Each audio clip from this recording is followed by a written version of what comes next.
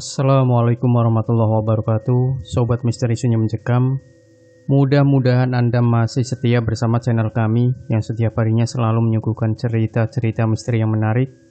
Dan kesempatan kali ini kami sudah menyiapkan sebuah kisah nyata misteri yang berjudul Anyir Mes 36 Perkebunan Karet. Perkebunan karet itu sangat besar dan luas, pohon-pohonnya masih sangat bagus, dan terlihat banyak orang yang sedang menyadap karet dari pohon ke pohon. Tidak jauh dari wilayah perkebunan, ada jajaran mes untuk tempat tinggal para pekerja di perkebunan itu bersama keluarganya. Dan di sebuah kamar mes bernomor 36, nampak sebuah keluarga kecil. Ada ayah mertua, ibu mertua, dan anak serta suaminya yang juga ikut tinggal bersama di mes tersebut. Sebelum berangkat menyadap karet, si suami yang bernama Rihat terlebih dulu mencium perut sang istri yang tengah hamil tua. "Jangan terlalu capek ya, jaga si ini," kata Rihat seraya mengelus perut istrinya. "Iya, pasti. Ya sudah Ki, kamu berangkat," balas istrinya sembari tersenyum. Si suami berangkat dengan berjalan kaki bersama dengan ayah mertuanya. Kebahagiaan keluarga kecil itu nampak sangat sempurna. Seorang istri yang cantik dan selalu setia menemani suaminya, walau dalam keadaan apapun, dan hingga akhirnya bisa menjadi seperti sekarang ini. Di halaman mes itu berdiri tegak sebuah pohon besar dengan akar-akar yang bergelantungan. Entah apa alasan orang-orang membiarkan pohon menyeramkan itu tetap tumbuh di wilayah mes. Matahari sudah mulai meninggi, dan setelah sholat duhur, Tuti mendengar suara burung elang yang berbunyi sangat nyaring mengelilingi kawasan mes. "Ada apa ya, Mah? Kok elang itu berputar-putar di atas sana?" tanya Tuti seraya menunjuk ke atas langit melalui jendela. "Itu bertanda akan ada yang meninggal. Kalau tidak hari ini, ya besok atau lusa," jawab si Uma sambil terus melipat baju-baju milik ia dan suaminya. "Ah, Uma menakut-nakuti saja." "Bukan saya menakut-nakuti, tapi kepercayaan akan suara elang yang berbunyi berkali-kali adalah pertanda kematian. Bukan hanya Uma yang tahu, tapi semua orang di sini juga tahu. Uma pernah buktikan, sehari saat kakekmu sebelum meninggal, terdengar suara elang seperti ini juga. Tapi elangnya terbang berputar di atas rumah. Suaranya kalau didengarkan menyayat sekali," ujar si Uma. "Iya juga ya, Mah. Suaranya seperti sedih sekali. Aku jadi merinding," ujar Tuti. "Mah, aku mau ke rumah Nini Tia ya, Mah. Soalnya perutku kadang-kadang terasa sakit," pamit Tuti. "Jangan lupa bawa kadut yang Uma bikinkan itu ya. Dan ingat pulangnya jangan lewat pukul 4 sore," pesan si Uma. Tuti mengangguk lalu mengambil kadutnya yang terletak di atas lemari kayu dan menyelipkan di tali celana dalamnya dengan menggunakan cucuk baju. "Jangan lupa bawa gunting, biar setan tidak ada yang berani mengganggu." "Iya, Mah. Tuti pamit dulu ya." Sepeninggal Tuti, si Uma mulai mencium bau-bau ganyir. Bau-baunya tubuh mayat yang sudah mulai membusuk. Bau itu tidak menghilang sampai jam sudah menunjukkan pukul 5 sore. Karena keasikan memasak dan diikuti rasa takut akan bau anyir yang ia cium selama berjam-jam itu, alhasil ia lupa akan anaknya, Tuti yang sedang hamil tua dan tidak berada di rumah. Setelah mematikan api bekasnya memasak tadi, si Uma langsung berjalan keluar rumah dengan tergesa untuk menjemput Tuti yang lupa waktu. Setibanya di rumah Nini Tia, ia melihat Tuti yang asik mengobrol bersama Santi, cucu Nini Tia yang juga sedang hamil tua pada saat itu. "Tuti, ayo pulang Tut. Sudah hampir gelap. Pamali wanita yang sedang hamil keluyuran hampir maghrib," panggil ibunya dari depan pintu. Setelah pamit pada Sunti dan Nini Tia, keduanya pun pulang dengan langkah tergesa. "Mah, jalannya jangan cepet-cepet, sakit perutku," ujar Tuti. "Makanya kalau jalan itu ingat waktu. Kau tadi sudah Uma bilang, kalau jangan sampai melebihi jam 4 sore. balas si Uma seraya menarik tangan Tuti agar berjalan lebih cepat lagi. Seiring dengan sampainya mereka berdua di rumah, terdengar azan dari musola yang berada di ujung jalan, pertanda malam sudah kembali bertahta. Aduh Ma, pintu kok tidak dikunci? Kalau ada maling gimana? Semprot si Abah saat keduanya sudah memasuki rumah.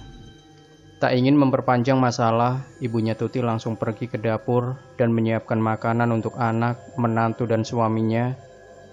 Saat suara-suara binatang malam beradu dengan rintik hujan, dari arah kamar orang tuanya terdengar suara teriakan histeris. Saat Tuti dan suaminya pergi mengecek, ternyata si Abah sudah terbaring di lantai dengan masih memakai baju dan kopiah serta sarung. Abah kenapa, Ma? Isak Tuti. Uma tidak tahu, Tut. Saat Uma bangun mau ke WC, abahmu sudah tidak bergerak dalam keadaan sujud. Saat Uma coba bangunkan, ternyata abahmu sudah seperti ini. Jawab si Uma tak kalah sedihnya. Innalillahi, Abah sudah meninggal, ucap Rihat. Pecahlah tangis ibu dan anak perempuannya itu, karena memang sama sekali tak ada tanda-tanda sakit apapun pada si Abah sebelum ia meninggal. Keesokan harinya, setelah acara pemakaman, si Uma terus saja melamun duduk di dekat jendela, seolah tak ada lagi semangatnya untuk hidup saat itu. Air mata terus membanjiri kedua pipinya. Keadaan si Uma sampai berhari-hari seperti itu, tidak mau makan dan minum. Meskipun sudah dibujuk oleh Tuti, Rihat ataupun Ninitia. Sampai suatu malam, sekitar pukul 2 dini hari, teriakan Tuti membangunkan suami dan juga ibunya. Ternyata Tuti sudah waktunya untuk melahirkan. Si Rihat cepat-cepat berlari keluar rumah untuk menjemput Ninitia. Nih, Assalamualaikum. Nih, ini saya Rihat, suaminya Tuti. Istri saya mau melahirkan nih. Teriak Rihat dari luar rumah. Kaki dan tangannya nampak keringatan, dan saat Ninitia keluar, Rihat langsung menariknya untuk segera berjalan menuju ke arah mes yang ia tinggali. Sebentar, aku ambil barang-barangku terlebih dahulu, ujar Ninitia seraya menarik tangannya dari tarikan Rihat. Lalu mereka berdua pun berjalan dengan sangat cepat ke mes. Di jalan tiba-tiba tercium oleh keduanya bau anyir, bau yang sama ketika ayahnya Tuti mau meninggal. Jangan ditegur, cepatlah berjalan, ujar Ninitia seraya menepuk pundak Rihat. Sesampainya di mes bernomor 36 itu, mereka langsung masuk ke dalam rumah. Di dalam terlihat Tuti dan ibunya yang tengah menangis sambil memijit-mijit kaki Tuti. Ketubannya sudah pecah, ayo bantu Nini. Kau dorong perut istrimu dari situ, ujar Ninitia sesaat setelah mengecek keadaan Tuti. 1, 2, 3. Dorong perlahan-lahan, kalau sedang humi tahan dulu. Sedikit lagi. Hajan terus, Cuk. Lagi. Kepalanya sudah keluar, ayo dorong. Hajan lagi, ujar Ninitia. Alhamdulillah, anakmu sudah lahir, laki-laki, ujar Ninitia. Tanganmu jangan dilepas dari perut istrimu. Tahan dulu seperti itu, agar tambuninya tidak naik, kata Ninitia yang sembari membersihkan darah dari bagian hidung si bayi. Dan setelah tambuni atau ari-ari sebesar piring itu keluar, Ninitia langsung meletakkan abu hangat di upih. Lalu menyuruh Rihat untuk memindahkan istrinya ke atas upih yang sudah diberi abu hangat tersebut. Ini supaya tidak pendarahan saat naik ke aliran, ujar Ninitia menjelaskan. Ini tambuni anakmu.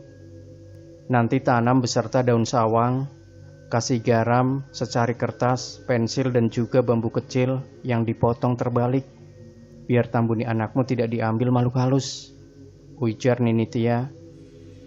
Rihat langsung menyediakan seperti apa yang disuruh oleh Ninitia. Namun karena pada saat itu ia tidak menemukan bambu, akhirnya ia menggantikan dengan selang bekas pakai, lalu mengubur tambuni anaknya di halaman belakang mes. Bau anyir sangat menusuk hidung kala ia baru saja selesai mengubur tambuni anaknya. Dengan tergesa-gesa ia langsung berlari masuk ke rumah. Sudah ditanam tambuninya? Sudah nih, sudah. Kalau begitu langsung saja adani dulu anakmu ini. Keesokan harinya, ibunya Tuti terlihat lebih baik dari hari-hari sebelumnya. Sudah sedari pagi ia bergelut di dapur untuk memasak nasi dan juga mencari sayur kelakai untuk sayur makan Tuti. Sementara suaminya Tuti sudah berangkat kerja setelah memandikan istrinya tadi pagi. Tuti, mau kemana kamu?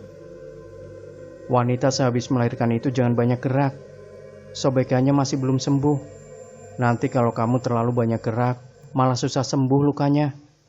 Tegur ibunya saat melihat Tuti yang baru saja akan berdiri. Dan setelah mendengar teguran ibunya itu pun, Tuti akhirnya mengurungkan niatnya. "Ma, tolong ambilkan kadutnya Tuti di lemari itu, Ma," pinta Tuti. Menjelang sore hari, Nini Tia datang untuk memberikan sebuah gelang sawan untuk anaknya Tuti. Konon sawan itu ada hantunya. Jadi saat gelang ini bergemerincing, hantu sawan itu akan takut. Jadi jangan dilepaskan pada anakmu. Dan jangan tidurkan anakmu sewaktu senja. Kalau anakmu tidur sewaktu senja sampai habis maghrib, usahakan peluk tubuhnya. Karena anak dalam 40 hari itu masih sangat rentan terhadap gangguan makhluk halus. Oh ya, satu lagi, jangan lupa taruh cermin di atas kepala anakmu, biar hantu-hantu yang berusaha mengganggu akan ketakutan saat mereka melihat wujudnya sendiri. Pesan ini Tia. Kalau begitu aku pulang dulu ya Tut, mari. Matahari mulai condong, pertanda sebentar lagi akan gelap. Namun sedari Nini Tia pulang tadi, anaknya Tuti menangis terus-menerus, diiringi dengan bau-bau anyir yang pekat. Entah dari mana sumbernya, mereka pun tidak tahu.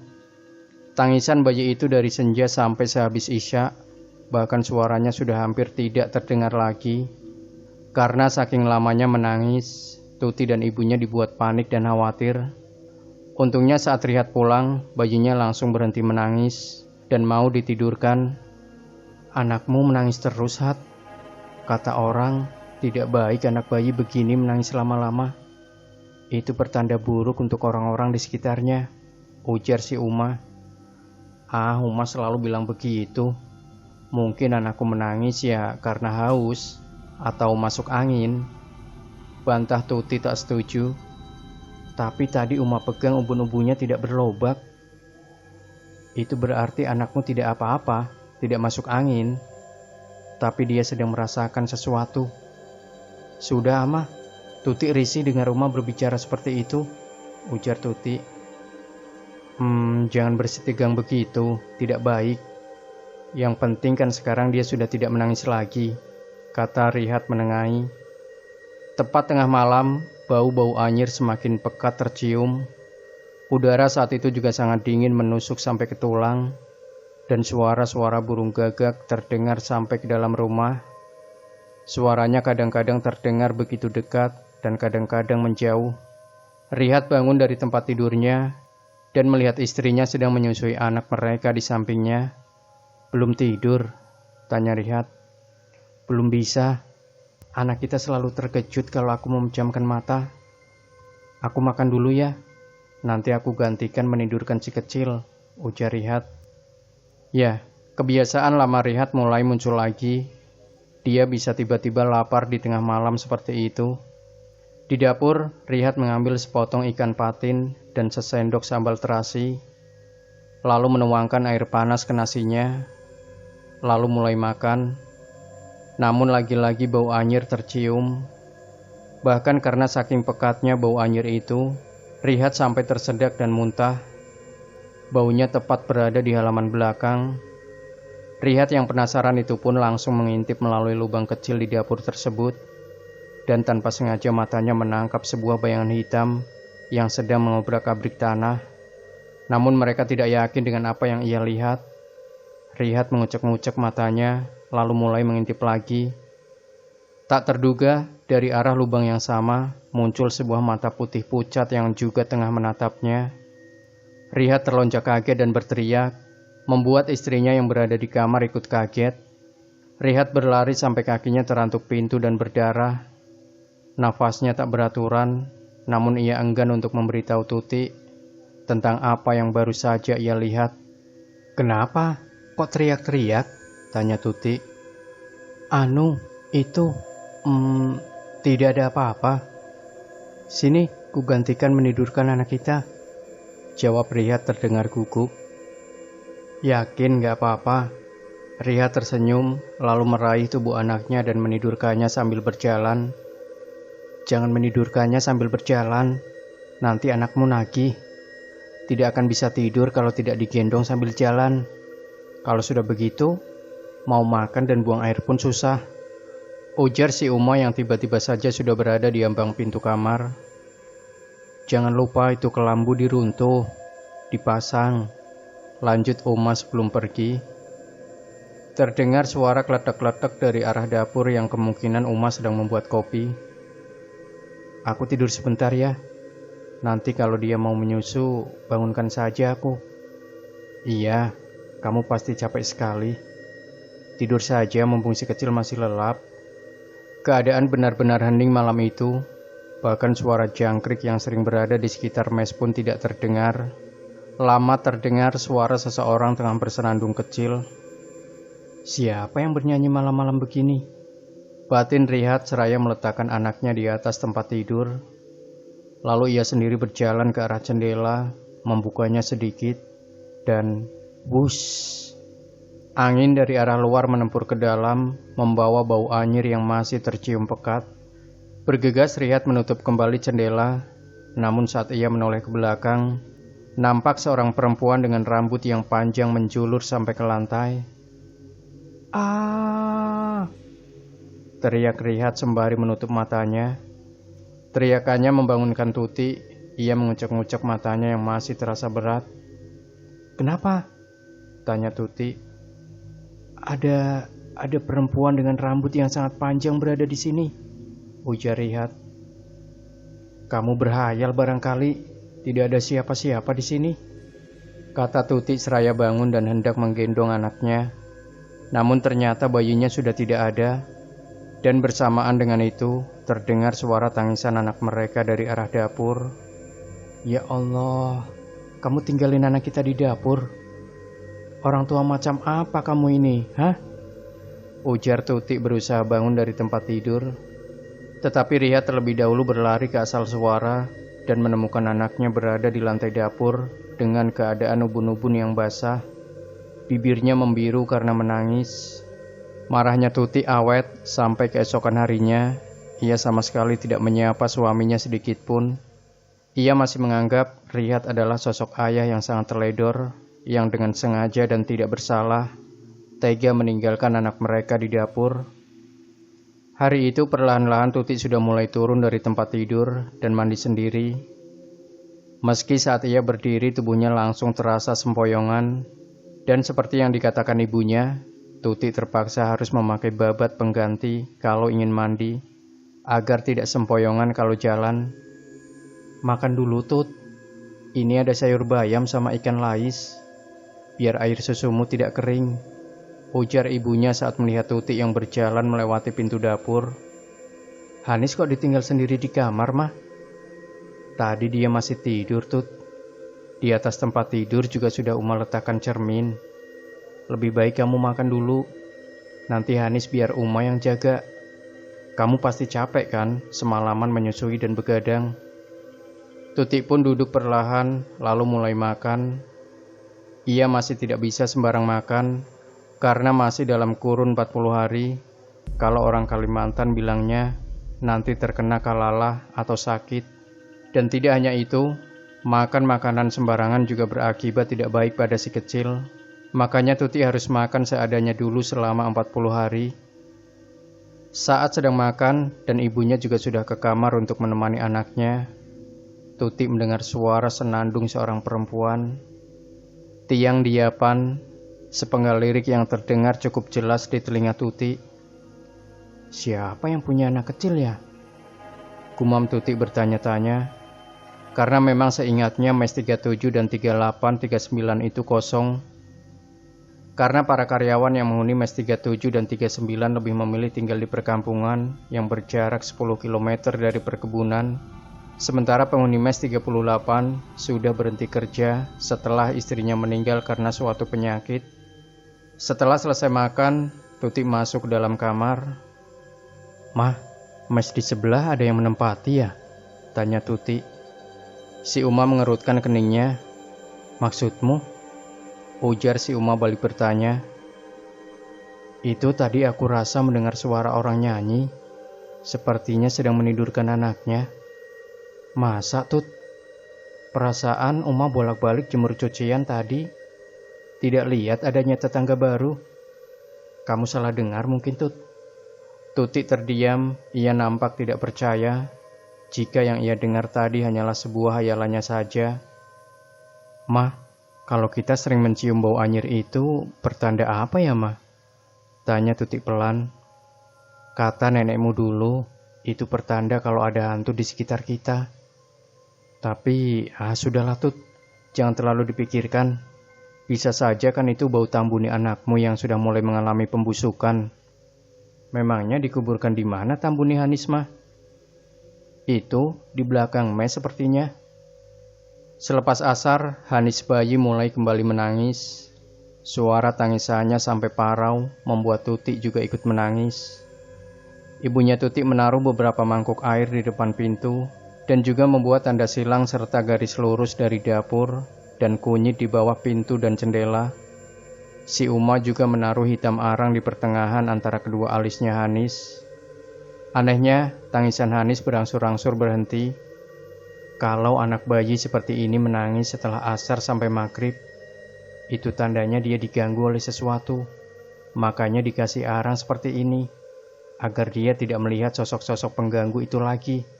Karena mata batinnya masih terbuka sangat lebar, ujar ibunya Tuti. "Kalau kamu capek, Tut, Uma bisa tidur di sini menggantikanmu menjaga Hanis. Biar Rihat tidak terganggu tidurnya. Kasihan, dia juga capek seharian menuri." Kalau Uma mau, alhamdulillah, Tuti tidak keberatan. Malah Tuti khawatir kalau abahnya ikut jagain Hanis.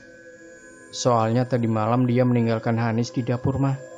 Hanis sampai nangis kejer, ujar Tuti. "Dapur? Memangnya kenapa bisa sampai ke dapur?" Tuti juga tidak tahu. Bangun-bangun pas mau gendong Hanis, ternyata Hanis tidak ada, dan suara tangisannya dari arah dapur, Mah. Aduh, bahaya kalau tiap malam seperti itu, Tut. Ya sudah, Uma mau membereskan kelambu terlebih dulu. Memindahkannya kemari, biar nanti malam Uma tidur di sini. "Mah, terima kasih ya, Mah." "Iya, dulu nenekmu juga seperti ini sewaktu kamu masih bayi." Malam itu, ibunya Tuti tidur di dalam kamar tersebut bersama Tuti dan anaknya. Namun sampai menjelang tengah malam, Rihat tak kunjung pulang, membuat Tuti menjadi khawatir. "Mah, Mah," panggil Tuti, namun sepertinya si Uma sudah tertidur sangat lelap. Akhirnya Tuti meninggalkan bayinya bersama si nenek. Tuti berniat ingin menyusul Rihat yang tidak kunjung pulang. Dengan berbekal senter yang kadang-kadang mati sendiri, Tuti menyusuri jalanan sepi kebun karet di tengah malam itu. Hawa tidak enak menyusup sampai ke tulang saat ia melewati pohon besar itu.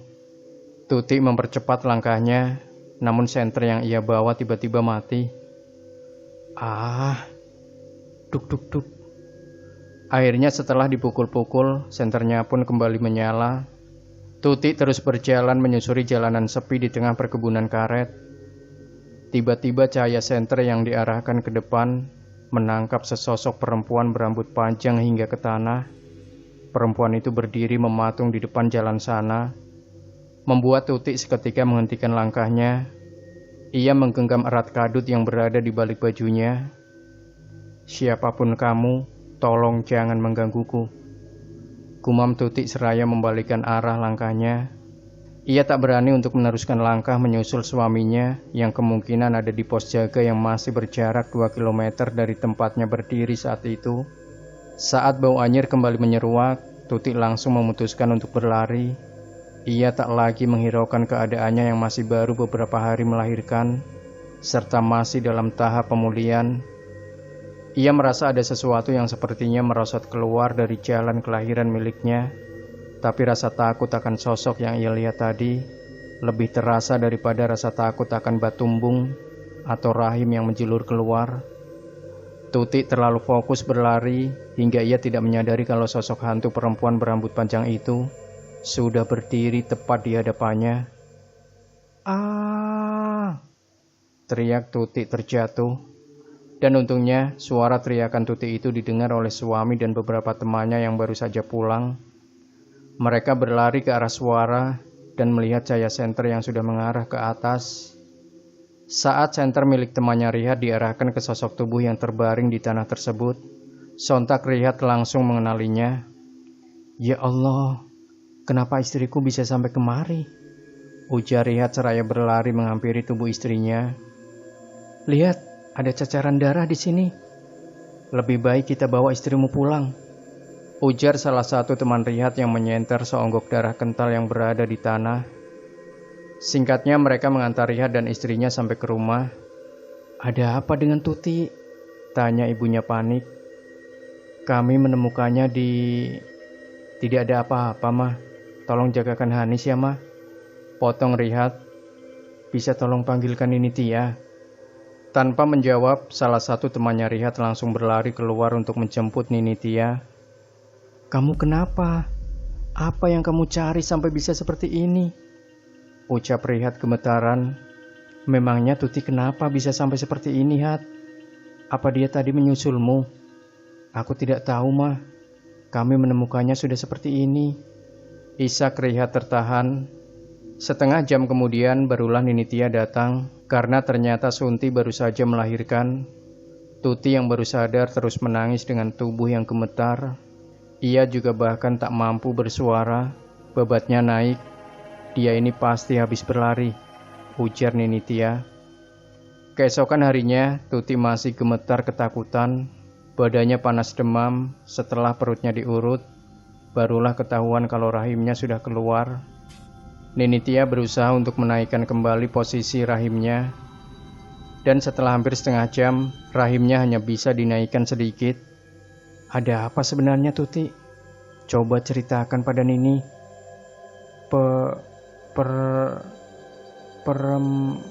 Perempuan itu sangat menakutkan," ucap Tuti terbata-bata. "Perempuan? Iya. Rindati," gumam Nini Tia. "Apa nih?" tanya Rihat. "Ah, tidak, bukan apa-apa," ujar Nini Tia gelagapan. "Rihat, saat kamu menanam tambuni anakmu itu, apa kau sudah melakukan semua yang aku katakan?" tanya Nini Tia. Rihat terdiam. Cukup lama ia tak menjawab pertanyaan Nini Tia, hingga akhirnya Nini Tia lebih memilih untuk mencari kuburan tambuni itu di belakang mes. "Rihat, Rihat!" teriaknya. Rihat bergegas menyusul Nini Tia ke belakang mes. "Dasar bodoh. Kenapa tidak ada bambu? Kemana bambu dan daun sawang yang kusuruh malam itu? Kenapa kau tidak menuruti perkataanku, bodoh? Sekarang anak dan istrimu dalam bahaya," bentak Nini Tia. "Bambunya tidak ada. Begitu juga dengan daun sawangnya," jawab Rihat. "Kenapa tidak kau cari terlebih dahulu sebelum menanamnya, bodoh?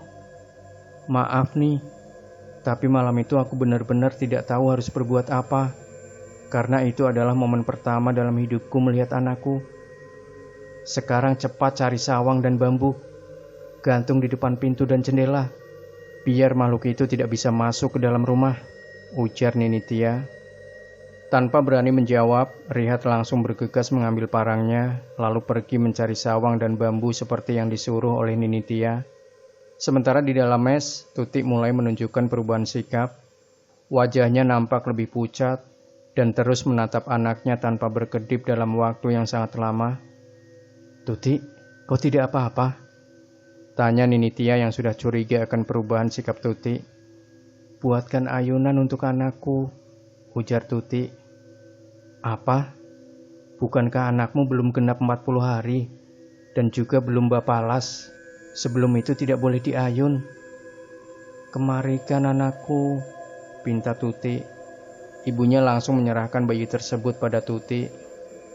Kur-kur ayam sambilu di dadanya, ayam putih, ayam habang, ngiuk-ngiuk mencari mamanya. Tuti mulai menyanyikan lagu dengan nada yang sendu. "Tuti, kadutmu di mana?" tanya Nini Tia. "Aku tidak tahu," jawab Tuti singkat, seakan tak suka bila diajak mengobrol. Nini Tia menatap Tuti, matanya seketika terbelalak ketika melihat sebuah tanda di kaki perempuan itu, bercak darah berwarna hitam. Nini Tia seketika mengerti.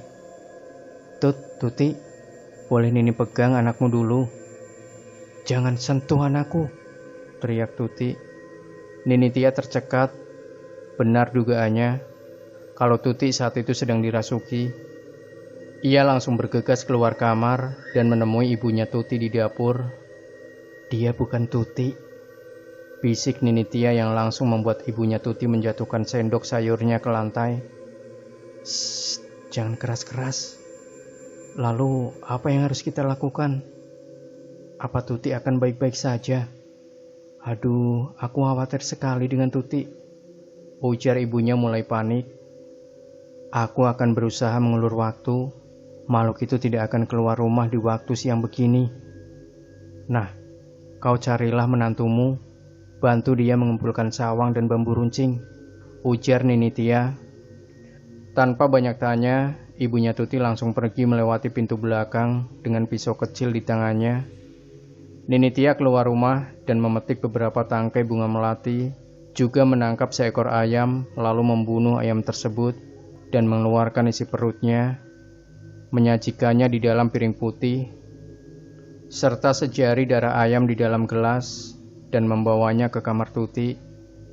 Di dalam kamar, Tuti terlihat mengelus-elus wajah bayinya. Bau anyir tercium dari tempat tidur Tuti. Tuti, Nini bawakan ini untukmu. Siapa tahu kamu lapar. Letakkan saja di situ, Santia," ucap Tuti masih terus membelai-belai anaknya. Nini Tia gemetaran langsung meletakkan bunga melati bakah tanain manuk, yaitu jeroan ayam, dan sejari darah ayam di lantai, lalu bergegas keluar kamar. Di dapur, sesekali ia melongokkan kepalanya di pintu, berharap Riha dan ibunya Tuti segera datang. Namun berjam-jam menunggu, tak ada tanda-tanda kepulangan keduanya. Lagi-lagi terdengar suara nyanyian dari dalam kamar, namun kali ini suaranya terdengar lebih dingin dan menakutkan. Singkatnya, matahari mulai tenggelam, pertanda malam akan segera tiba.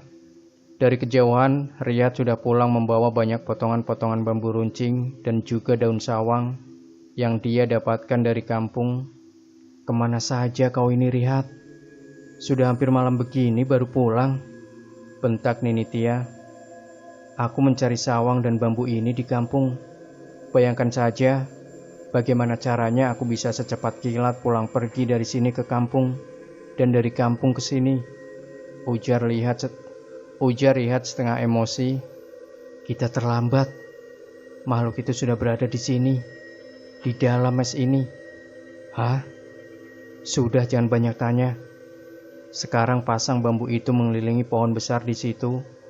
Di pohon itulah makhluk tersebut bersarang. Jadi jika mau pasang bambu di sana, dia tidak akan bisa pulang." "Makhluk? Makhluk apa yang Nini maksud ini?" tanya Riyad. "Kuntilanak," bisik Nini Tia. Mendengar nama itu, Riyad langsung bergegas menuju ke pohon besar. Satu persatu bambu runcing ia tancapkan di tanah. Namun seiring dengan itu, terdengar teriakan Tuti dari dalam kamar.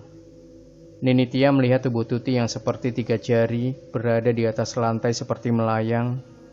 Ia mundur hingga terpojok ke dinding. "Kau menolak lupa denganku, Santia," ujar Tuti seraya menatap Nini Tia dengan kepala yang seperti kaku. "Mereka tidak salah terhadapmu, Rindati. Mereka bahkan tidak tahu siapa kamu. Jangan samaratakan manusia-manusia yang sudah membuatmu seperti ini dengan yang tidak bersalah." Tuti berteriak, suaranya memekakkan telinga, lalu melukai bagian wajah Nini Tia sampai ke dada. Dengan kuku-kukunya yang hitam dan panjang, darah menyembur dari luka tersebut, membuat Nini Tia seketika tumbang. Jangan kau ganggu mereka. Sementara itu, gelapnya malam sudah mulai pekat. Rihat dikagetkan dengan kedatangan istrinya yang sambil menggendong anak mereka. Bambu itu tidak akan membantu. Kau jangan percaya pada Nini Tia. Aku sudah tidak apa-apa, kata Tuti. Syukurlah kalau begitu. Sudah malam, yuk kita masuk. Kan katamu tidak boleh membawa anak saat maghrib-maghrib seperti ini, ajak Rihat. Kau duluan, aku akan menyusulmu di belakang. Rihat yang tidak curiga sedikit pun pada gerak-gerik istrinya langsung berjalan mendahului Tuti. Sesampainya di depan pintu, barulah Rihat sadar kalau Tuti tidak ada di belakangnya. Tuti, Tuti, panggil Rihat. Tong, tong, suara sesuatu. Astaga Nini, ya Allah, kenapa bisa begini? Ujar Rihat berusaha menolong Nini Tia yang sudah sangat lemah. Rindati membawa istri dan anakmu, ucap Nini Tia terbata-bata karena sambil menahan sakit. Napas Rihat turun naik. Ia tidak tahu pasti siapa orang yang punya nama Rindati. Tapi yang pasti, tadi ia sama sekali tidak melihat adanya orang lain di dekat istrinya.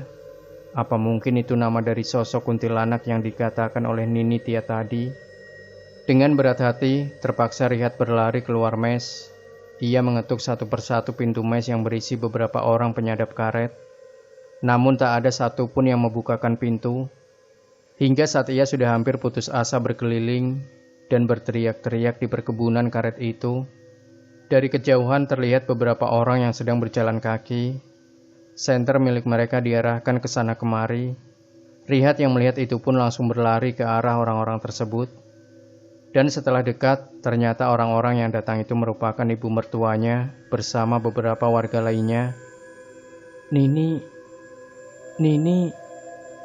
Tia, dia terluka parah, ujar Rihat gugup. Kamu temani ibu ini di rumah, biar kami yang pergi mencari mereka, ujar bapak-bapak berusia 50 tahunan itu pada seorang pemuda. Tanpa bicara sedikit pun, ibu mertuanya Rihat berjalan ke arah mes. Sementara Rihat diminta untuk mengikuti si lelaki tua bersama dua orang lainnya. Di mana anak dan istri saya sebenarnya, Pak? Tanya Rihat. Mereka ada di sini, hanya berbeda sedikit ruang dengan kita. Rihat mengerutkan keningnya. 3 orang tersebut mulai memasangkan berbagai tulisan di kain putih dan dililitkan pada pohon besar itu. Bismillah. Rindati, aku tahu itu kau. Cepat kembalikan perempuan dan anaknya itu kemari, atau kalau tidak, rumahmu akan kuhancurkan. Suara tawa misterius terdengar lamat-lamat. Merasa dipermainkan, si lelaki tua langsung membacakan sesuatu. Cipratan api mulai terlihat. Aku sedang tidak bergurau Rindati. Lekas kembalikan ibu dan anak itu kemari. Suara raungan terdengar. Raungan, tangisan menjadi satu, dan saat api sudah akan disulut, terdengar suara tangisan bayi.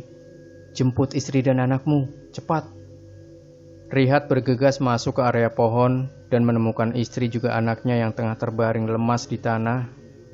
Dibantu 1 orang tadi, Rihat berhasil membawa anak dan istrinya keluar dari area pohon besar. Air matanya seketika terjatuh saat sudah berada di dekat mes. Selagi kau berada di sini, jangan pernah lepaskan kain putih di pohon besar itu. Jika tidak, makhluk tersebut akan kembali mengganggu keluargamu. Siapa Rindati? Tanya Rihat. Dulu perkebunan karet ini adalah sebuah perkampungan yang kemudian perkampungan itu dipindah karena adanya pembukaan lahan karet. Karena tanah-tanah di sekeliling desa sudah merupakan milik perusahaan karet, makanya desa itu dipindah ke desa yang sekarang kami tinggali. Dulu di desa ini ada seorang gadis cantik, sangat-sangat cantik, bernama Rindati. Rihat, Nini Tia sudah meninggal, teriak ibu mertuanya terisak. Si lelaki parubaya dan beberapa pemuda yang bersamanya ikut membantu dalam penguburan jenazah Nini Tia. Mereka berada di sana sampai malam hari. Dan setelah itu barulah mereka pulang. Keadaan Tuti masih trauma dengan kejadian-kejadian yang ia alami. Ia masih terlihat melamun dan tak mau menyusui anaknya, sehingga mengharuskan anaknya terpaksa diberikan air tanakan nasi. Di balik kejadian yang mereka alami itu, tidak hanya membuat luka trauma pada Tuti, tapi juga mampu membuat Riyad selalu ingat kepada Tuhan. Dia tak pernah telat beribadah, namun kadang-kadang ia juga memikirkan tentang asal-usul Rindati, makhluk jahat yang sudah mengganggu keluarganya. Ia begitu sangat ingin tahu, tetapi dengan keadaan anak dan istrinya yang masih belum cukup baik, membuat Riyad mengurungkan niatnya untuk mencari tahu tentang siapa Rindati. Seiring terungkapnya sedikit demi sedikit fakta tentang sosok Rindati, yakni makhluk yang disebut orang-orang kuntilanak itu, Riyad mulai diteror oleh sesuatu. Namun yang anehnya, sesuatu itu bukanlah sosok kuntilanak Rindati, tapi merupakan makhluk lain yang berwujud tinggi kurus dan mempunyai lidah yang sangat panjang. Ada apa gerangan di balik kematian wanita malang itu? Berbulan-bulan telah berlalu, kesehatan Tuti mulai membaik. Perlahan-lahan ia sudah mulai bisa berdamai dengan traumanya akan sosok Rindati yang pernah hampir membuatnya kehilangan nyawa. "Ma, aku titip Hani sama Tuti ya. Aku mau ke kampung. Ada sedikit keperluan. Sehabis Isya, insya Allah aku sudah pulang," pamit Riyad. "Sekalian saja kalau begitu, Hat. Belikan Uma obat sakit pinggang ya. Pinggang dan kaki Uma sudah mulai sakit-sakitan," pesan ibu mertuanya. "Iya mah, nanti aku belikan." Ibu mertuanya yang tengah menggendong Hanis menatap Riyad yang sudah mulai berjalan meninggalkan halaman mes. "Tut, sebentar lagi paman sayur akan datang. Uma ke depan sana sebentar ya," kata si Uma pada Tuti yang tengah menanak nasi. "Iya mah." Setelah nasi matang, Tuti melanjutkan pekerjaan rumahnya dengan mencuci baju-baju tilasan suaminya. Saat memeriksa kantong baju terakhir Riyad, Tuti menemukan secari kertas. Namun karena sudah terendam air, tulisan yang ada di dalam kertas tersebut sudah menyatu dan tak terbaca. Mungkin cuma catatan biasa," batin Tuti. Setelah semua pekerjaannya selesai, Tuti duduk-duduk di teras depan mes, menunggu si Uma dan Hanis pulang. Tetapi ada sebuah mobil pick-up yang singgah tepat di halaman sebelah mes, diikuti dengan singgahnya sebuah sepeda motor di belakangnya. Dari dalam pick-up keluar ibu dan seorang anaknya yang mungkin berusia 6 tahunan. Si lelaki yang membawa motor berjalan ke arah mes sebelah yang bernomor 37. Melihat si lelaki yang memiliki kunci mes tersebut, Tuti beranggapan bahwa mereka adalah keluarga penyadap yang baru dan akan menempati mes di sebelah mereka yang kosong tersebut. Saat bertemu pandang, Tuti melemparkan senyum pada anak kecil itu. Si anak membalasnya seraya melambaikan tangan. Si ibu juga nampaknya sangat ramah karena langsung menyapa Tuti. "Sepi sekali ya kawasan mes perkebunan karet di sini," ujarnya sambil tersenyum ke arah Tuti. "Iya, kalau siang begini. Yang ramai biasanya di depan sana. Itu pun kalau sedang menunggu paman sayur," jawab Tuti. "Oh, di sana itu." "Iya, aku melihat banyak ibu-ibu duduk-duduk di sana." "Kamu tidak pergi ke sana?" "Tidak. Aku Rita, ini suamiku Yadi, dan ini putri kami Ria," kata si wanita sembari memperkenalkan diri. "Aku Tuti. Semoga kita bisa jadi teman ya, Tut. Aku masuk dulu. Mau bersih-bersih." Tuti tersenyum. Dari kejauhan ia melihat ibunya yang tengah menggendong Hanis berjalan pulang. "Ada orang baru yang menempati mes sebelah ya?" "Iya mah," sahut Tuti seraya mengambil Hanis dari gendongan sang ibu yang juga menenteng plastik berisi sayur mayur. Singkatnya malam pun tiba. Selepas Isya, Riyad pulang sembari menenteng makanan. Ada sate dan soto. "Astaga nak, berani sekali kau membawa makanan-makanan seperti ini melewati kebun karet itu. Apa sudah dibata waran?" "Sudah mah, sudah, jangan khawatir," jawab Riyad sembari tersenyum. "Hani sudah tidur?" tanya Riyad. "Iya, baru saja," jawab Tuti. "Ya sudah, Uma jaga Hanis dulu ya. Kalian makan dulu." "Kalian makanlah duluan." "Tidak usah, Mah. Tadi sudah kutaruh Yasin dan cermin di atas kelambu. Lebih baik kita makan bersama saja, ujar Tuti. Iya mah, masa makan harus gantian, kayak orang lagi musuhan aja, canda Rihat. Saat makan terdengar suara-suara dari sebelah mes. Itu tetangga baru kita. Mereka baru saja pindahan tadi siang. Orangnya ramah sekali, potong Tuti. Oh, sepertinya ada anak kecil juga ya? Iya, sekeluarga mereka. Barang-barangnya saja banyak sekali. Baguslah. Jadi Tuti dan Uma tidak takut lagi kalau semisal aku pulangnya larut malam, ucap Rihat. Memangnya harus pulang larut malam? Kulihat teman-temanmu sore sudah pada pulang. Namanya kan kerja, Tut, ujar si Uma. Sebenarnya aku ada sesuatu yang harus aku cari tahu, Tut. Sesuatu apa itu? Nanti ku beritahu kalau sudah waktunya, jawab Rihat seraya memakan makanannya. Malam semakin larut, suara-suara serangga malam mulai terdengar memenuhi kebun karet. Rihat masih duduk di luar kelambu, ia terus saja menatap secari kertas di tangannya, hingga menarik perhatian dari istrinya. Apa itu? Tanya Tuti yang sedang menyusui anaknya. Tidak, bukan apa-apa. Kamu belum tidur. Anak kita masih menyusu. Ya sudah, aku keluar dulu ya. Tuti tak menjawab dan hanya menghela nafas. Ia kadang merasa aneh dengan sikap yang ditunjukkan suaminya itu akhir-akhir ini. Kadang melamun, kadang juga sedih. Entahlah ada apa sebenarnya. Dari luar rumah terdengar suara beberapa orang yang sedang bercakap-cakap. Tuti mengira itu adalah suara suaminya dan suara si tetangga baru mereka. Lalu ia memutuskan untuk tidur. Dia, pergi. Racauan suaminya yang mengigau membuat Tuti terbangun. Bangun, hei, Rihat, dengar, hei, bangun. Rihat terbangun dengan keringat dingin membasahi tubuhnya, nafasnya tampak terengah-engah. Kamu mimpi apa? Tanya Tuti. Rihat masih mengatur nafasnya yang berantakan. Susah sekali rasanya untuk jujur pada istrinya. Ia sangat takut kalau dengan menceritakan semuanya malah akan membuat Tuti kembali jatuh sakit karena mengingat tentang makhluk itu. Bukan apa-apa, ayo tidur lagi. Aku mau minum ke dapur dulu, jawab Rihat. Akhirnya Tuti menghela nafas panjang. Lagi-lagi suaminya bertingkah aneh. Apa yang sedang Rihat sembunyikan dariku, batin Tuti. Cerita ini sudah lama sekali. Rindati adalah gadis yang periang dan lugu. Parasnya sangat amat cantik, dengan lesung pipi di kedua belah pipinya. Senyumnya begitu manis. Suaranya yang merdu jika sedang bersenandung.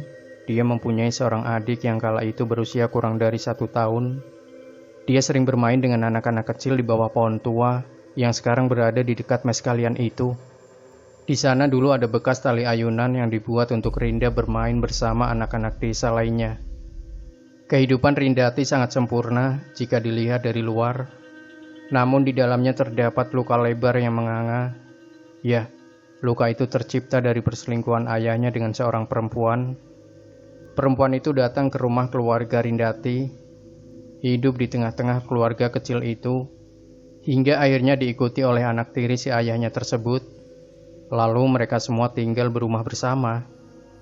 Awalnya terlihat baik-baik saja, sampai suatu ketika kejadian memilukan terjadi. Rindati diperkosa oleh saudara tirinya. Tidak hanya sampai di situ, Rindati digilir hingga mati. Sejak saat itu, hilang sudah keceriaan Rindati. Gadis cantik dan manis itu hilang bagai ditelan bumi. Tak pernah ada lagi terlihat bermain bersama teman-temannya. Beberapa tahun kemudian, barulah semuanya terungkap bahwa Rindati sudah mati dan mayatnya dimakamkan tepat di bawah pohon besar tersebut. Tak ada warga yang berani menggali makamnya, karena warga diminta untuk tutup mulut jika tidak ingin bernasib sama, dan karena pada saat itu mereka adalah orang-orang yang berada, maka mau tak mau kami harus ikut merahasiakan kejadian tersebut. Hingga sampailah waktunya ketika arwah Rindati datang, membuat satu persatu bayi-bayi di sini sakit dan meninggal.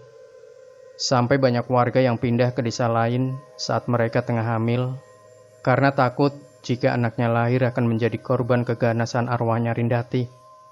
Cerita kakek Ilman.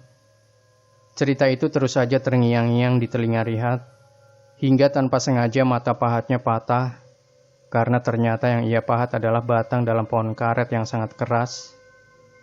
Ah, patah, gumam Rihat. Karena tak punya pahat pengganti, akhirnya Rihat mencari-cari temannya untuk dimintai pinjam pahat cadangan mereka. Berjarak tak jauh darinya, ada Yadi yang juga tengah mulai menuri.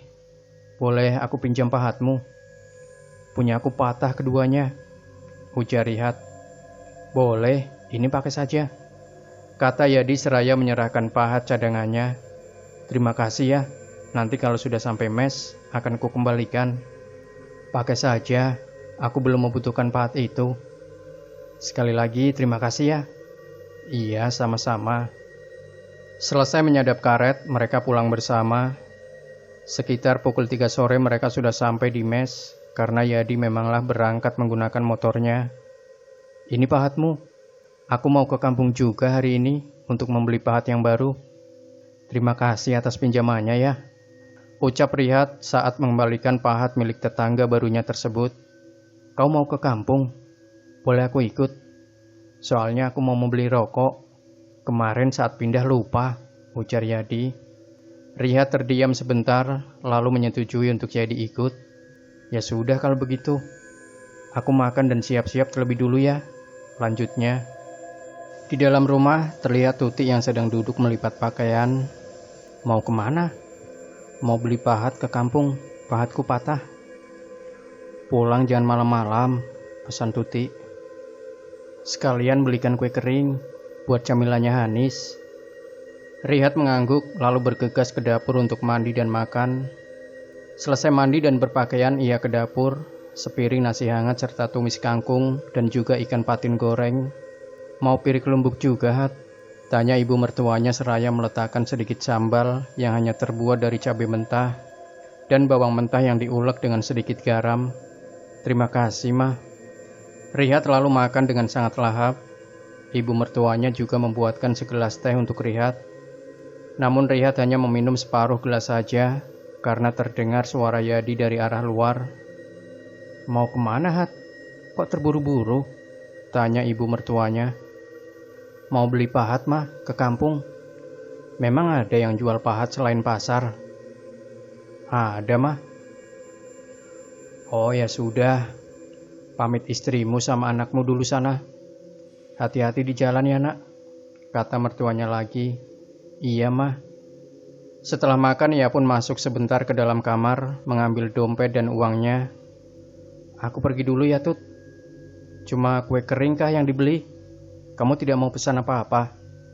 "Kalau untukku, terserah kamu saja mau belikan apa." Rihat mengangguk, setelahnya langsung keluar. "Halo, Om," sapa Ria yang sedang berada di gendongan ayahnya. "Halo, Ria," balas Rihat. "Abah dan Om mau kemana?" "Mau ke kampung." "Ria mau dibelikan makanan apa?" tanya ayahnya. "Kalau boleh Rianya mau mainan rumah-rumahan, Bah," ucap polos anak itu. "Kalau mainan tidak ada yang jual, iya kan Om Rihat?" ujar Hadi memberi kode agar mengiyakan. "Iya, karena di kampung jarang sekali ada yang jual mainan, Nak," ucap Rihat. Setelah berpamitan, keduanya pun berangkat menaiki motor milik Yadi. Di sepanjang jalan keduanya mengobrol, hingga tak terasa jarak yang berkilo-kilometer pun sudah terlalui dengan cepat.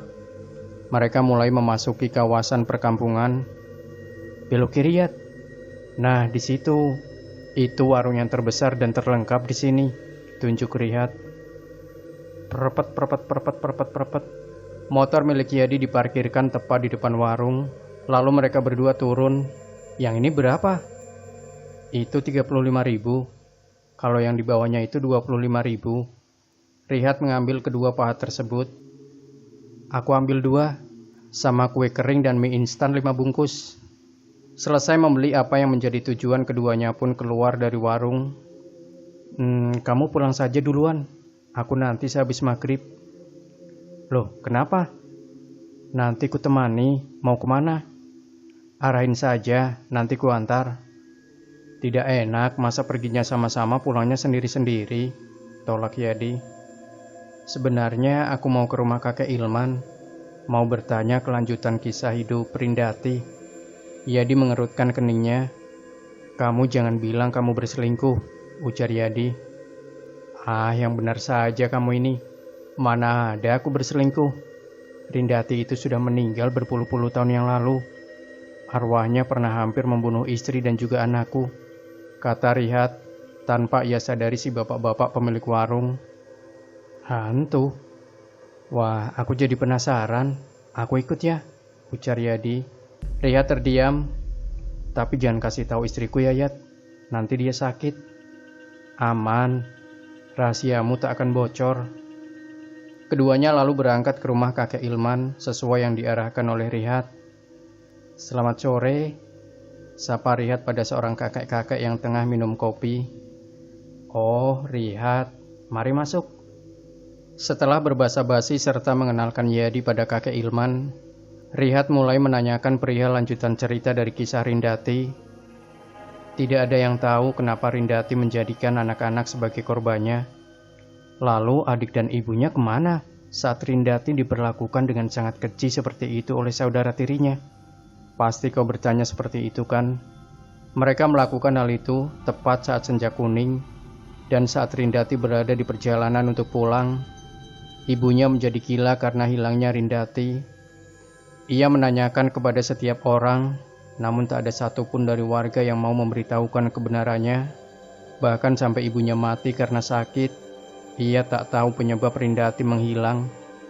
Cerita si kakek sembari menghela nafas di ujung ceritanya. Bangsat, laki-laki seperti itu harusnya dibotong kememnya, umpat Yadi. Mungkin sebab itu pula lah Rindati ingin membalaskan dendamnya dengan membunuh satu persatu anak-anak, agar orang tuanya tahu betapa tersiksanya kehilangan anak yang mereka cintai, sama halnya yang dirasakan oleh ibu Rindati dulu. Saat mereka sedang asik bercerita, tiba-tiba datang seorang kakek-kakek yang Rihat pun tidak tahu siapa orang tersebut. Namun anehnya, kakek Ilman tampak menunduk dan serba salah saat si kakek asing itu datang. Ku dengar kalian asik sekali mengobrol. Memangnya tentang apa? Tanya si kakek yang baru datang dengan senyum tipis di bibirnya. Bukan tentang apa-apa. Mereka kemari hanya bercerita masalah sadapan getah. Oh ya? Kalian berdua bukannya tadi mau pulang? Tanya kakek Ilman setengah mengusir. Matanya sayu dan menatap lekat kepada Rihat, seolah-olah memberi isyarat kalau mereka harus cepat-cepat pergi dari sana. Oh, iya. Ya sudah, kalau begitu kami berdua pamit permisi pulang dulu ya. Nanti kapan-kapan kami kemari lagi, ujar Rihat seraya menarik tangan Yadi untuk segera keluar. Sesampainya di luar rumah, Rihat langsung menyuruh Yadi untuk segera menghidupkan mesin motornya. Saat mereka sudah berada di atas motor, sekali lagi Rihat melihat ke arah kakek Ilman yang berdiri bersebelahan dengan si kakek yang baru datang. Wajahnya menunjukkan kalau dia sedang tidak baik-baik saja pada saat itu. Entah apa yang terjadi, semoga saja kakek Ilman tidak dalam bahaya. Semoga saja ini hanya perasaanku saja, batin Rihat. Hat, kau merasa aneh tak? Orang tua itu seperti bukan orang baik-baik, ujar Yadi. Ah, masa sih? Saut Rihat. Lalu keheningan pun tercipta. Jujur dalam hatinya, Rihat juga merasakan hal yang sama tentang si lelaki tua tadi. Sekitar 2 km sebelum mes, motor Yadi mendadak mati. Entah apa penyebabnya. Kenapa, Yat? Habis bensin? Tanya Rihat. Aku rasa tidak, Hat. Sebelum berangkat tadi sudah kuisi terlebih dulu. Yadi berusaha memperbaiki motornya, namun karena tidak adanya penerangan, alhasil ia tak bisa melihat apa-apa. Kurasa aku tidak bisa memperbaikinya. Kau tak keberatan kan kalau kita jalan kaki saja? Sama sekali tidak, Yat. Ayo, mari ku bantu mendorong. Cahaya bulan samar-samar menerangi langkah mereka di tengah perkebunan karet. Mengapa perasaanku tak enak, ya, Hat? Sama, perasaanku juga tidak enak. Ujar Rihat seraya ikut mendorong motor Yadi. Keduanya melangkah begitu tergesa-gesa. Hingga tak berapa lama, dari depan jalanan keduanya melihat sebuah bayangan yang sangat tinggi. Hat, aku juga lihat, Yat. Mereka berdua diam di tempat tak berani melanjutkan langkahnya. Saat sosok bertubuh tinggi tersebut menghilang, barulah mereka berdua bisa menghela nafas sedikit dan kembali mempercepat langkahnya. Di depan sana tanjakan. Kita lari dari sini saja, Hat. Kau siap kan? 1, 2, 3. 1, 2, 3. Dan tak terasa, mungkin juga karena dikejar rasa was-was dan takut, perjalanan berduanya pun sudah hampir sampai. Ujung mes yang dekat musola dan gereja sudah terlihat. Alhamdulillah, kita sudah hampir sampai, Yat. Saat keduanya melalui pohon besar yang menjadi kediaman hantu Rindati, mereka berdua dikagetkan dengan suara teriakan yang membuat motor Yadi jatuh karena ditinggal lari begitu saja. Nafas mereka tersengal. Kau dengar? Tanya Rihat yang langsung membuat Yadi mengangguk. Motormu, Yat? Biarlah di situ, aku takut. Ada apa ini? Tanya ibu mertuanya Rihat yang ternyata belum tidur. Suara, Mah. Suara itu. Suara apa? Suara siapa? Kenapa larut malam sekali pulangnya, Hat? Itu anakmu dari tadi menangis terus. Baru saja tangisannya berhenti. Maaf, Mah. Motor milik Yadi mati tadi di tengah jalan. Iya, Bu, maaf, saut Yadi. Iya, tidak apa-apa. Lalu sampai kapan kalian berdua mau berdiri di depan situ? Kita mau ambil motor Yadi di dekat pohon itu, Mah. Tadi jatuh karena tidak sengaja kami mendengar suara teriakan. Motornya kami tinggal begitu saja. Ibu mertuanya hanya bisa geleng-geleng kepala seraya masuk ke dalam rumah. Rihat, kau rasa makhluk yang tinggi itu tadi malam, apa tujuannya menampakkan diri pada kita? Tanya Yadi saat mereka berjalan menuju ke kebun karet. Mungkin itu hanya makhluk halus yang tinggal di sekitar perkebunan karet, Hat. Setelah sampai di blok kebun yang sama, keduanya berpisah dan memulai pekerjaannya sendiri-sendiri. Baru sekitar 50-an batang yang berhasil disadap oleh Rihat. Tiba-tiba matanya jadi berkunang-kunang. Kepalanya pening dan juga sakit, seperti ditusuk-tusuk oleh sesuatu, membuatnya langsung duduk beristirahat di bawah pohon sambil meminum air putih yang ia bawa dari mes. Namun bukannya membaik, penglihatan Rihat justru bertambah buruk. Hingga ketika sampai puncaknya, Rihat jatuh pingsan dengan botol yang masih terbuka dan airnya tumpah membasahi tanah. Saat ia tersadar, Rihat sudah berada di pos jaga dekat tempat penyetoran karet. Rihat, kau kenapa? Tanya teman-temannya silih berganti. Rihat melihat ke sekelilingnya dan masih antara nyata dan tidak. Ia melihat sosok makhluk tinggi itu lagi. Lalu Rihat kembali tak sadarkan diri. Rihat diantar pulang oleh beberapa teman-temannya termasuk Yadi. Sesampainya di rumah, istri dan mertuanya kaget dan sedih melihat keadaan Rihat. Ya Allah, menantuku kenapa? Dia hanya pingsan, Bu. Mungkin kelelahan, kata Yadi menenangkan. Dalam ketidaksadarannya, Rihat meracau aneh. Gali, lepaskan kain itu. Racau Rihat. Kain, gumam Yadi. Yadi teringat akan cerita dari si kakek dan juga cerita Rihat tentang pohon besar di dekat mes. Di pohon itu memang ada kain panjang yang dililitkan pada pohon tersebut. Apa jangan-jangan kain di pohon itu ya? Gumam Yadi. Namun Yadi tak berani untuk mengambil tindakan sejauh itu. Ia takut kalau kain tersebut dilepaskan, anaknya akan ikut jadi korban. Tiba-tiba Rihat batuk darah kental berlendir. Yadi meringis melihatnya antara jijik dan kasihan. Rihat, lepaskan aku, teriak Rihat nyaring. Kau bukan Rihat, kau Rindati, ujar Yadi menunjuk ke arah temannya itu. Tangannya terasa terbakar saat disentuh oleh Rihat. Perlahan awan mendung mulai berkumpul di atas lahan perkebunan karet. Rintik hujan mulai berlomba membasahi bumi. Seiring suara gemuruh angin, terdengar suara teriakan melengking dari mes sebelah yang merupakan tempat tinggal baru keluarga Yadi. Yadi yang menyadari ada sesuatu tak beres terjadi, langsung berlari keluar, namun pintu mesnya terkunci.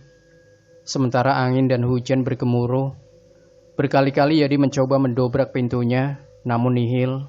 Pintu itu lebih kuat dari apa yang ia bayangkan. Ia mengambil batu dan berusaha memecah paksa kaca jendela tersebut. Dan prang! Seiring dengan pecahnya kaca, pintu mes pun terbuka.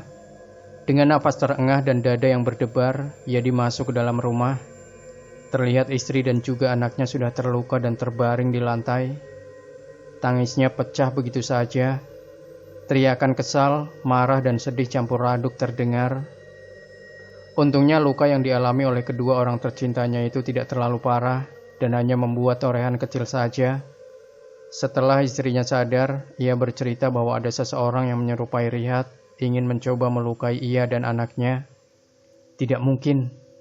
Saat kau berteriak tadi, aku melihat sendiri kalau Rihat masih terbaring lemah. Ini pasti ulah Sudahlah, jangan dipikirkan. Yang pasti ini semua bukan ulah Rihat. Ujar Yadi tak ingin memberitahu istrinya tentang apa yang ada di pikirannya. Di sebelah Rihat sudah sadar dan masih diberi makan juga minum oleh istrinya. Aku melihat sosok yang lain, kata Rihat terbata. Shh, jangan bahas itu dulu. Kau masih belum sehat, potong istrinya. Di mana Hanis? Dia bersama Uma. Perasaanku selalu terasa tak nyaman, Tut.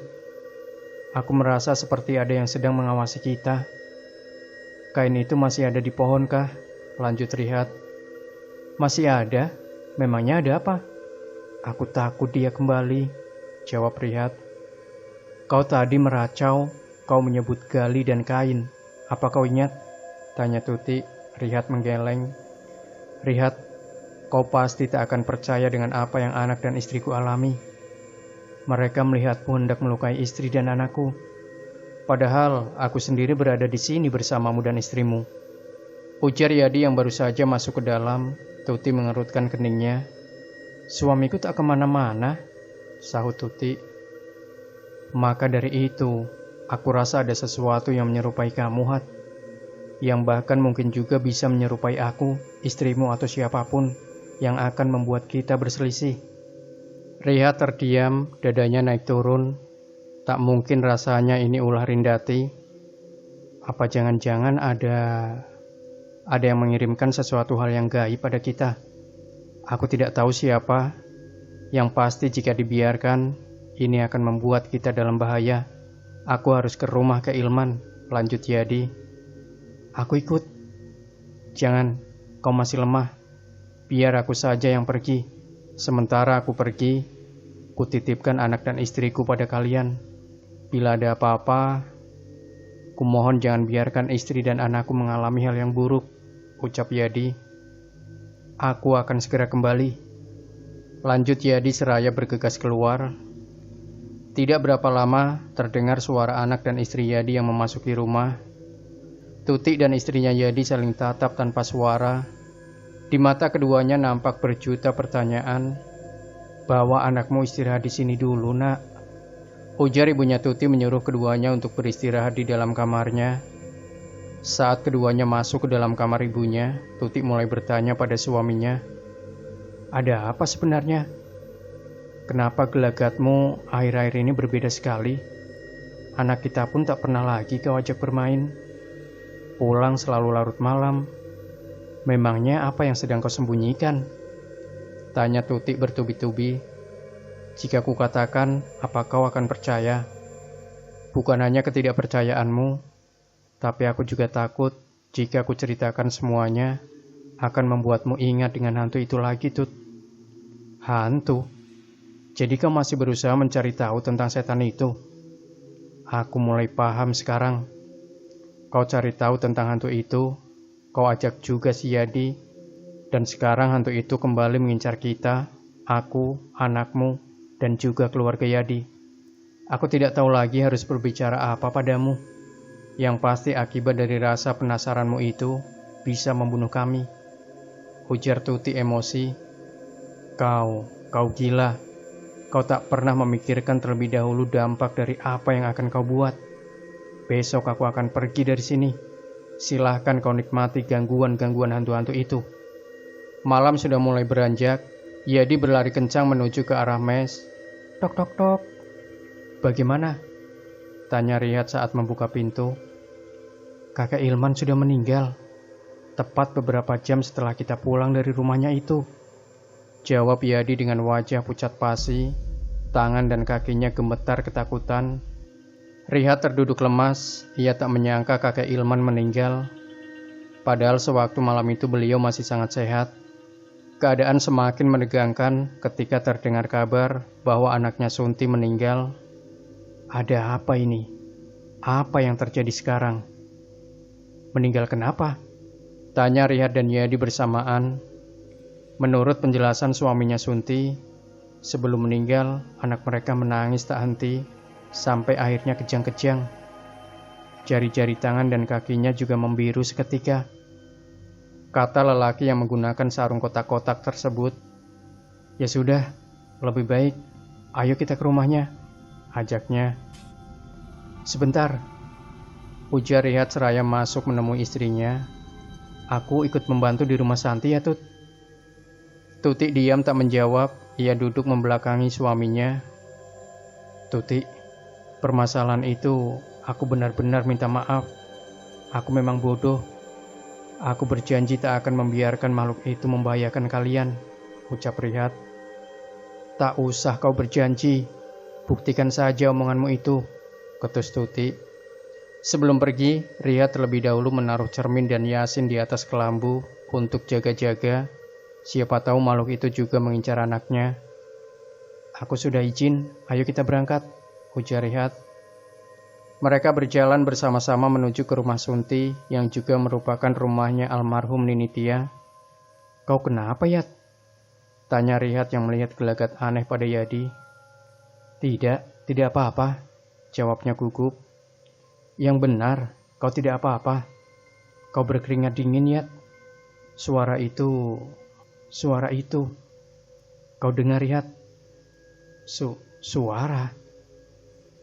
Suara apa? Ujar Riyad balik bertanya, karena memang ia tidak mendengar suara apapun yang ganjil. Sesampainya di rumah Sunti, orang-orang sudah bersiap-siap untuk membawa jenazah bayi yang meninggal tersebut ke desa. Karena jarak yang lumayan jauh dari perkebunan ke desa, makanya terpaksa jenazah dibawa ke desa dengan berjalan kaki di malam itu, agar besok pagi bisa langsung dimakamkan. Sunti terlihat terus-terusan menangis di sepanjang jalan menuju desa. Angin kencang berhembus, diiringi dedaunan yang gugur berjatuhan, menimpa orang-orang pengantar jenazah. Seram sekali malam ini, bisik salah satu temannya Riyad. Maklumlah, baru pertama kalinya kita mengiring jenazah di subuh-subuh begini, sahut yang lainnya. Shh, tak baik begitu. Hening, langkah kaki dipercepat ketika cahaya-cahaya lampu pelita yang menjadi penerangan dari desa mulai terlihat. Saat sampai di rumah yang akan digunakan untuk mengurus jenazah, orang-orang yang tadi mengantar satu persatu mulai berpamitan. Saat akan keluar rumah, Riyad bertemu pandang dengan si lelaki tua yang kemarin malam sempat bertemu di rumahnya kakek Ilman. Saat akan menyapa, tangan Riyad ditarik oleh salah satu temannya. Kau pulang sekarang kan? Tanyanya pada Riyad. Ya, tadi aku juga sudah bilang pada suaminya Sunti, jawab Riyad.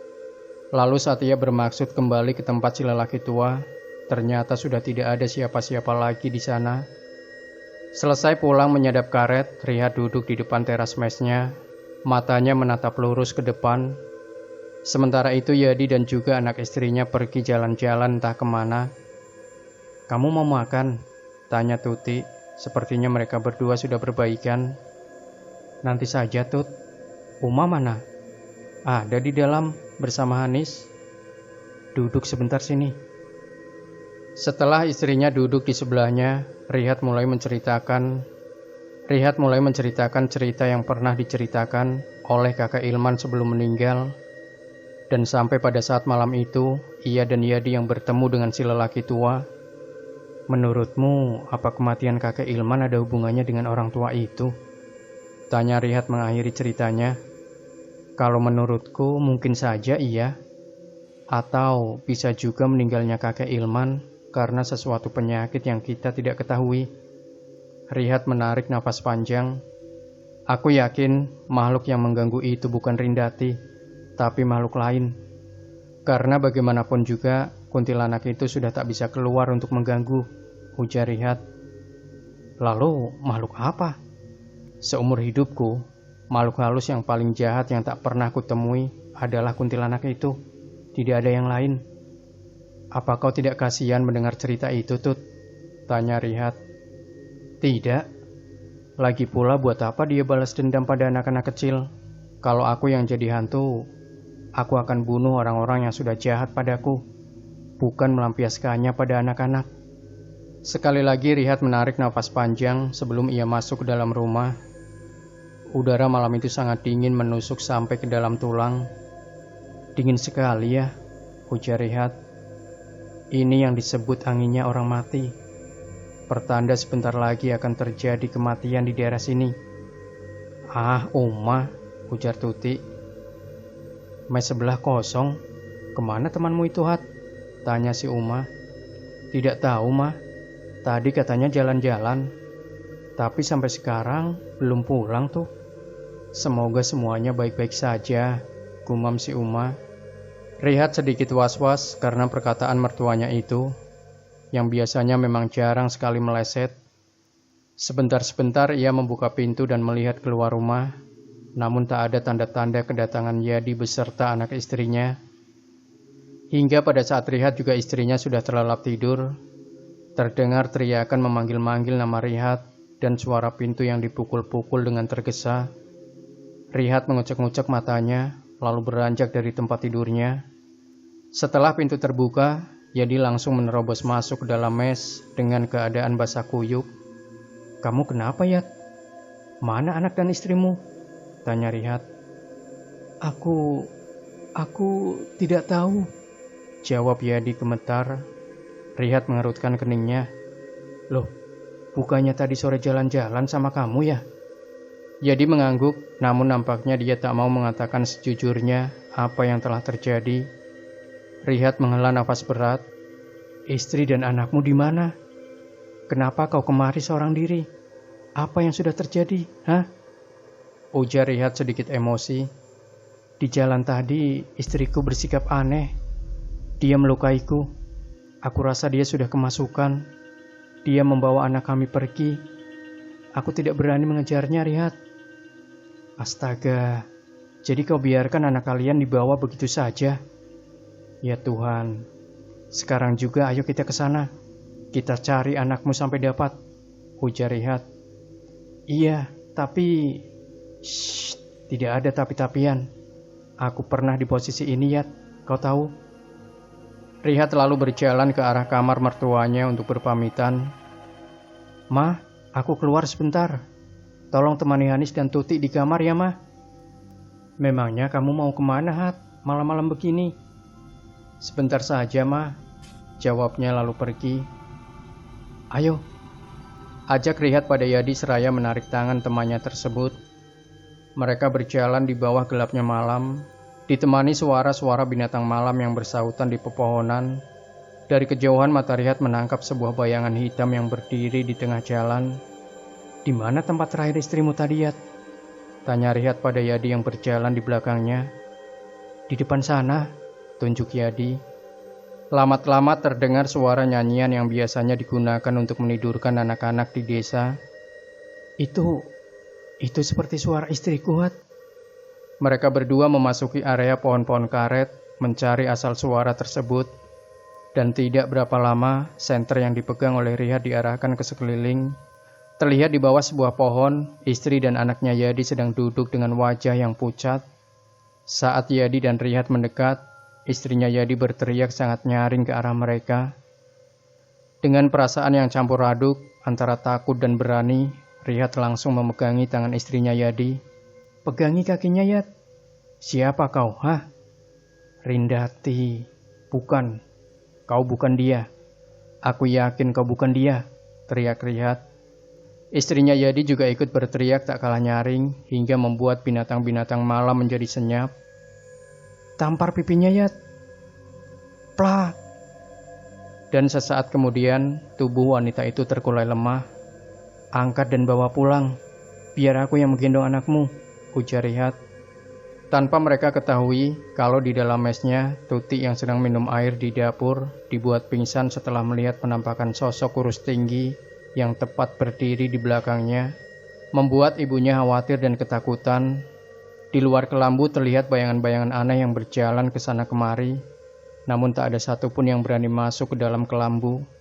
Anaknya Tuti yang masih kecil tersebut seakan menyadari kalau ia dan neneknya sudah dikepung oleh makhluk-makhluk alam lain itu, langsung menangis sangat nyaring. Atap-atap mes terdengar seperti diinjak-injak, namun entah makhluk apa yang berada di sana. Ibunya Tuti terus berzikir sambil memeluk erat cucunya. Tangisan Anis masih terus terdengar, bahkan semakin keras. "Rihat, sepertinya kita salah jalan," ujar Yadi dengan nafas ngos-ngosan. Rihat melihat ke sekelilingnya, semuanya nampak sama. Dan memang benar mereka sudah berjalan berputar mengelilingi. Pepohonan karet, namun tak kunjung menemukan jalan yang mengarah ke mes. Rihat menarik nafas panjang. Sambil membaca doa-doa yang ia ingat dan hafal, Rihat berjalan maju dengan penuh keyakinan. Tidak berapa lama kemudian, akhirnya mereka sampai di tepi jalan yang akan membawa mereka pulang. Namun baru beberapa langkah saja mereka berjalan, terlihat sebuah sosok tinggi yang berjalan ke arah mereka. "Rihat, tenang, jangan takut, berdoalah." Yadi dan Rihat berdoa sesuai dengan apa yang pernah mereka pelajari. Beberapa doa pendek yang biasanya dipakai sebelum masuk ke WC ataupun sesudah berwudu, ia baca dengan penuh keyakinan.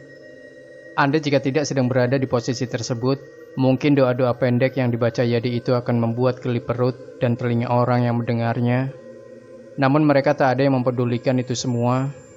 Yang terpikirkan hanyalah keselamatan. Dan untungnya mereka saat berlari sambil menggendong istri dan anak Yadi itu, bertemu dengan beberapa orang yang sedang berjaga. Mereka langsung ditolong dan diantarkan ke rumah. Namun pintu rumah terkunci. Di dalam juga terdengar suara-suara teriakan serta tangisan dari ibunya Tuti.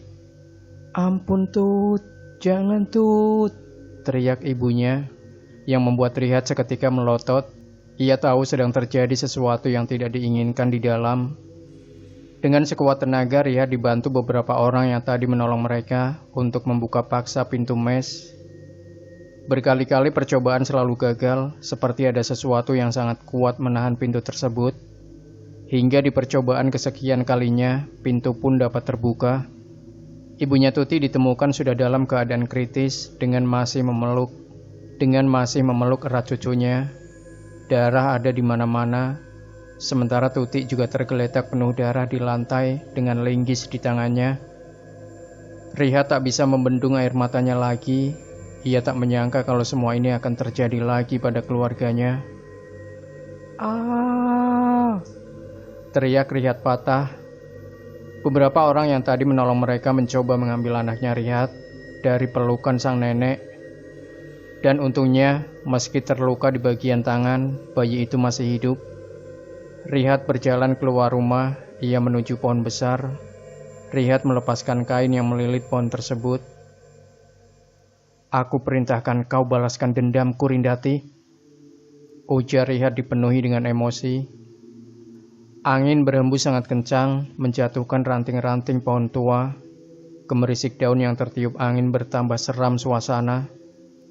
Tuti terbatuk, ia kaget melihat tangannya yang sudah dipenuhi dengan darah. Ada apa ini?" tanya Tuti terbata. Tiba-tiba ia kembali terbatuk dan memuntahkan begitu banyak darah.